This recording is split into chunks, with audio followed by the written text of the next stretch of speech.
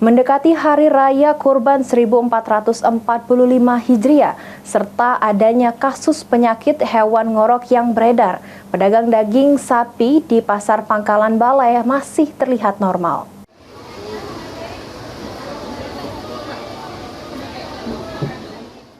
Mendekati Hari Raya Kurban 1445 Hijriah, serta adanya kasus penyakit hewan ngorok, tidak menimbulkan kekhawatiran bagi pedagang daging sapi di Pasar Pangkalan Balai, Banyuasin.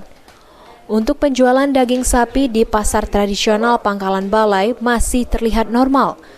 Pedagang daging di Pasar Pangkalan Balai menegaskan bahwa daging sapi yang dijual masih memenuhi standar keamanan dan kualitas untuk dikonsumsi masyarakat. Herman, salah satu pedagang daging di Pasar Pangkalan Balai, mengatakan, harga daging sapi saat ini masih di harga Rp150.000 per kilogram. Untuk penjualan sendiri masih normal, namun belum bisa memastikan jika mendekati hari raya nanti kemungkinan harga daging bisa naik. Daging per hari ini berapa? 15. 150.000 per kilo ya? Iya, 150. Sebelumnya nggak kalau hari-hari biasa? Hari biasa 14-13 Ini kan sebentar lagi mau lebaran nggak? Ya. Ada kenaikan lagi?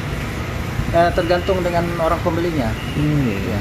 Kalau ini sampai saat ini banyak yang beli?